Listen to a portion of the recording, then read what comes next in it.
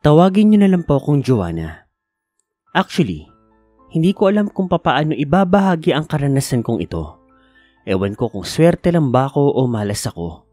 Kasi nangyari ang mga nakakatakot kong karanasan noong ako ay napadpad sa ilang branches ng Jollibee.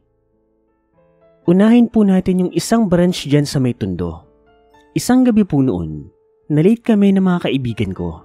Galing kasi kami sa isang party sa may Binondo. Tapos uuwi kami ng Malabon. Kaso ng mga time na yan, late na po. I think mga 11 PM or 12 midnight na ata. Dahil po nakainom kami at saktong kinamalas-malasa na umulan, kailangan namin ng lugar na mapupuntahan, yung masisilungan. At yun na nga po, ang isang branch dyan sa may Tondo. Honestly, okay naman po talaga ang branch na yun. Madalas din naman po akong kumakain doon. Kami ng family ko. Pero may something nakakaibang nangyari noong gabing yun. 3 po kami magkakasama noon. Ako, si Sheila, pati si Shane. Mga best friend ko po sila. Pagpasok po namin ng store, umorder kaagad kami ng pagkain. Nagutom kami honestly. Maya-maya, dumating na rin po yung order sa amin. And habang kumakain kami, laking gulat na lang po namin nang biglang may matanda sa aming gilid. Palimos, kahit magkano, sige na. Sa totoo lang po, magugulatin talaga akong tao, kaya napatili talaga ako. Idagdag mo pa yung itsura ng matanda. Given na po yung pulube, marungis, mabaho. Pero yung itsura niya po kasi, alam niyo po yung mga mangkukulam sa mga fairy tale o yung mga horror stories. Ganoon na ganoon yung itsura niya. Mahaba ang ilong, mahaba ang baba, tapos mapupula ang mga mata. That time, yung friend ko po na si Sheila, taklesa po talaga yon. Kapag may ayaw siya, talagang sinasabi niya, ginagawa niya. Hoy, pwede ba? Umalis ka nga rito, tanda. Ang dumi-dumi mo, ang baho-baho mo pa, tapos dumidikit ka sa amin. Excuse me, waiter. Bakit yan man pinapapasok tong mga ganitong pulubis sa loob ng store nyo? Nakakaistorbo sa mga customers. Mabilis naman pong inaksyonan nyo ng mga crew ng Jollibee na iyon. Inasikaso po nila papalabas ang matanda. Pero alam nyo ba? Bago tuluyang makalabas ang matanda, bigla itong may sinabing hindi maganda patungkol kay Sheila. Ikaw, mamamatay ka ngayong gabi. Sa totoo lang po, kinilabutan ako sa pagkakasabi ng matandang yon. Pero si Sheila, tinawanan lang po ito. After some time po, siguro mga 1 oras din kami doon sa store na iyon. Tumila na rin po sa wakas ang ulan. Nakalabas na rin po kami ng branch na iyon. Sasakay na po sana kami ng jeep noon. Ang kaso, pagkasakay po namin, bigla na lang pong may tumatakbong lalaki na papalapit sa amin. May hawak itong kutsilyo. Ang direksyon na tinatakbo ng lalaki, kay Sheila, nakaumang ang kutsilyo. Sa bilis po ng takbo ng lalaki, talagang wala kaming nagawa. Nahablot niya po ang bag ni Sheila.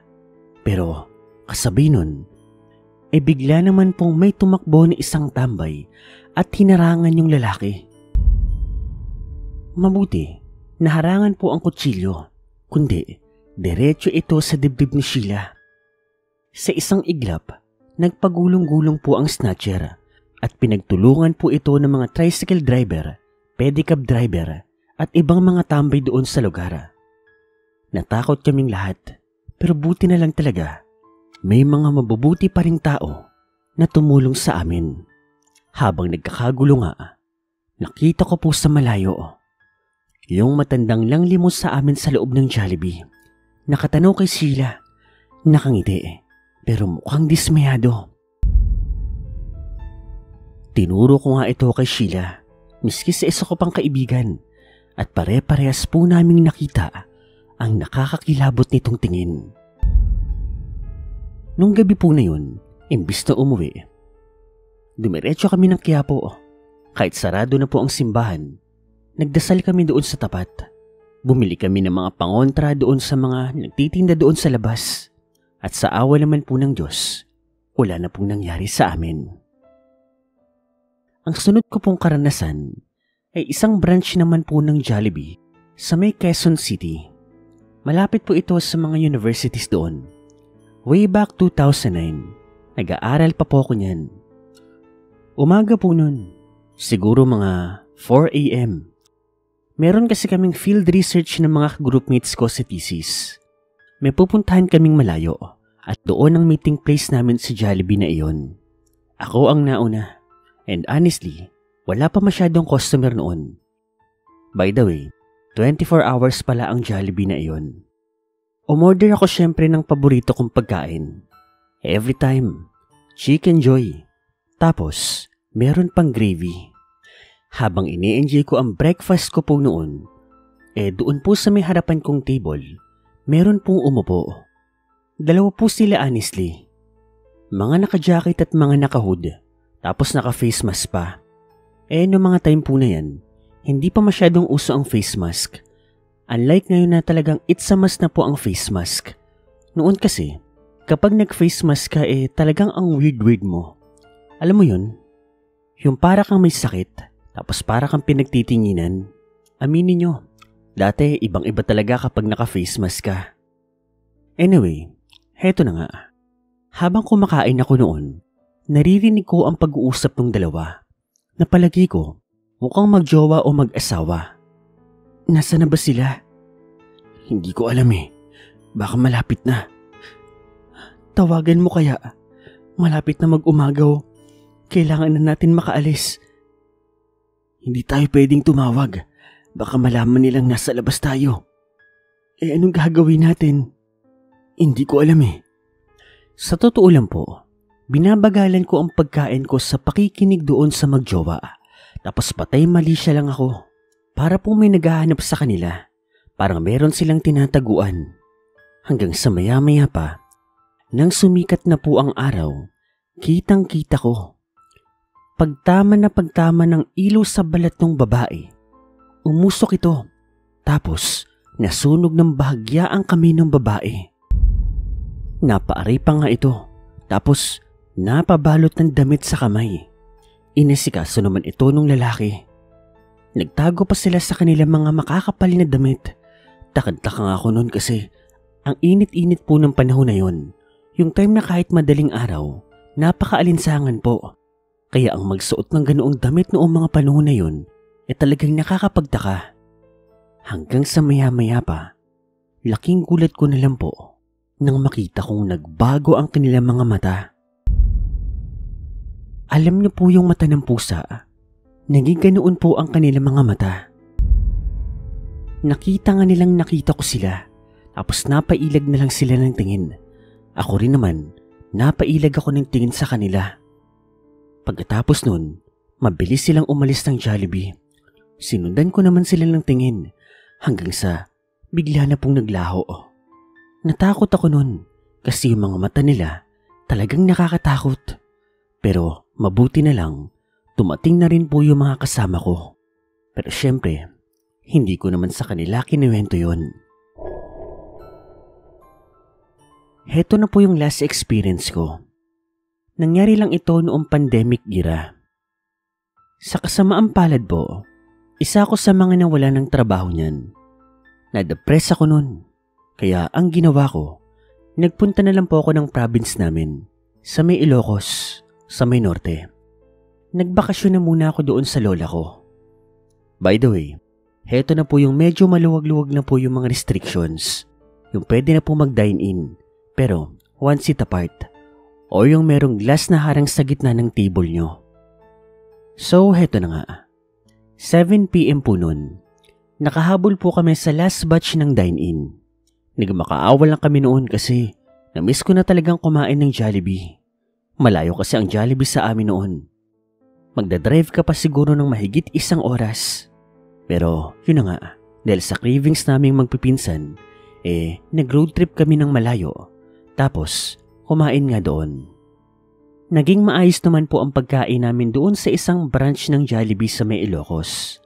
At dahil pandemic nga po, Noong mga time po na kalalabas lang po namin ng restaurant, wala po talagang katao-tao. Liban na lang po sa isang lalaking palagay namin, isang pulubi. Dahil may take out po kaming marami, dahil mamimigay pa kami ng pagkain sa iba namin mga kamag-anak, bumawas po kami doon at binigay namin yan doon sa pulubing yun. Tinanggap naman niya ito at nagpasalamat. Pero ang pinagtataka namin, nakatingin po siya sa itaas. Napatingin din naman kami. Pero wala naman kaming nakikita sa itaas. Manong, ano pong tinitignan nyo? Saan kayo uuwi, iha? Sinabi namin kung saan kami uuwi. Mag-iingat kayo. May aswang. Naatawa na lamang kami noon kasi mukhang bukod sa pulubi ang matanda, mukhang baliw din ito. Binaliwala na lang namin ito. Habang nagdadrive kami ng kotse papauwi, napansin po namin sa itaas ng kotse may malaking ibon na lumilipad. Noong una binaliwala lang namin to, pero nang pababa na ito, nakita po namin na hindi ito ordinaryong ibon. Kita namin sa himpapawid, parang tao ito. Doon namin naalala ang sinabi ng matandang pulubi. Posible kayang yun ang aswang na tinutukoy nito? Sa takot naming magpipinsan, nagdasal kaming lahat. Pero yung mga kalalakihan po, pinagmumura po yung lumilipad na ibon. Mabuti nga rin, mabilis pong magmaneho yung pinsan kong isa. Imbis kasi na dumiretso kami doon sa aming baryong liblib, dumiretso kami doon sa May City. Meron kasi kaming kamag-anak nun. Buti nga, hindi kami naabutan ng curfew. Kinuwento naman namin sa tita namin kung anong nangyari. At sabi nga nila, dati pa man daw, may mga aswang nang gumagala doon sa aming probinsya.